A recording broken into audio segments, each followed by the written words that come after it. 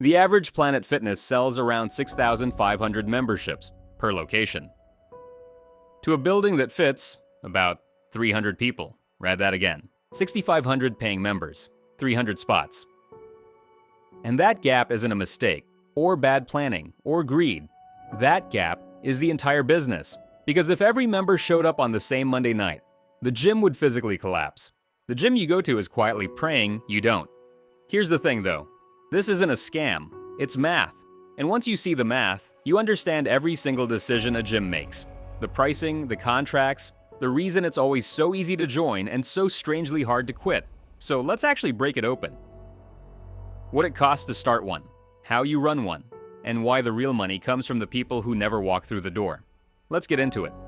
Start with the wall almost nobody clears. The cost to get in. A small gym, 1,500 square feet, some racks, some weights, will run you somewhere between $50,000 and $150,000. Go mid-size, and you're staring at $150,000 to $300,000. A full big box facility, $300,000 to $500,000, easy. And before a single member joins, two things eat most of that alive. The lease build-out. $30 to $100 a square foot just to turn an empty box into a gym. And the equipment. $20,000 on the low end, $150,000 on the high end. Then the part that kills people. Most gyms don't break even for 12 to 18 months. So, on top of everything else, you need 3 to 6 months of cash just sitting there to survive the wait. Now, you've opened the doors. Here's where it gets interesting, because here's how you actually run this thing. Every January, the flood comes. Roughly 12% of all gym memberships get sold in that 1 month. Resolutions, fresh starts, packed parking lots, and by summer, most of them are gone. Half of all new members quit within 6 months. But here's the number that runs the whole industry. 67% of members rarely or never show up at all. And to the owner, that is the best news in the world. Because a healthy gym only needs around 200 to 300 active members for every 1,000 square feet. That's it. Everyone else, every ghost paying $58 a month for a key card they haven't touched since February, is almost pure profit. No wear on the machines, no towels, no hot water, nothing, just money. You start to understand it now, don't you? You're not selling fitness. You're selling the intention of fitness. Billed monthly, automatically. And that reframes everything. The auto-renewal. The contract you have to cancel by certified mail. The membership that's somehow easier to start than a Netflix trial and harder to end than a phone plan. None of that is an accident. It's the design. But memberships, believe it or not, aren't even where the real money is. $58 a month is the bait. It gets people in the door and onto the billing system. The profit, the actual profit, lives in what happens inside. Personal training. Only around a quarter of members ever buy it, but the margins dwarf a membership. Classes, small group sessions, supplements at the front desk. And here's the quiet genius of it. Members who take group classes are about 20% more likely to stay.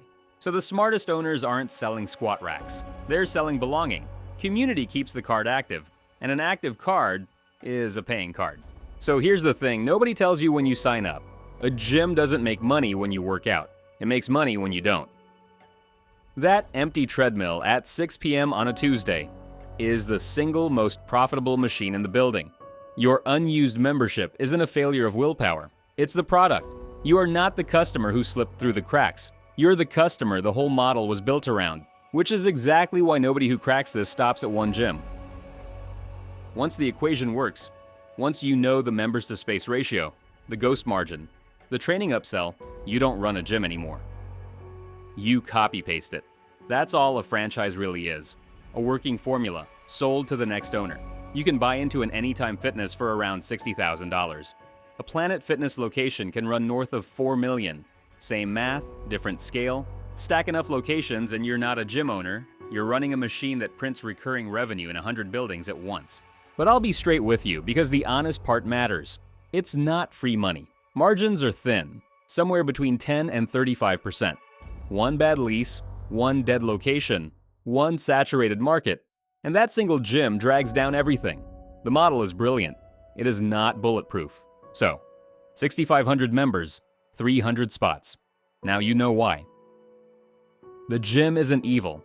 It isn't even really lying to you. It just understands something about people that we don't like to say out loud, that will pay, month after month, for the version of ourselves we fully intend to become. The gym is just the clearest mirror of that hope ever built, and it charges rent on it. If breakdowns like this change how you see the everyday businesses around you, subscribe. Because every video here takes something you walk past without thinking, and shows you the machine humming underneath it. So the next time you drive past a packed gym parking lot in January, remember, the building can't hold them. It was never supposed to, and that is precisely why it works.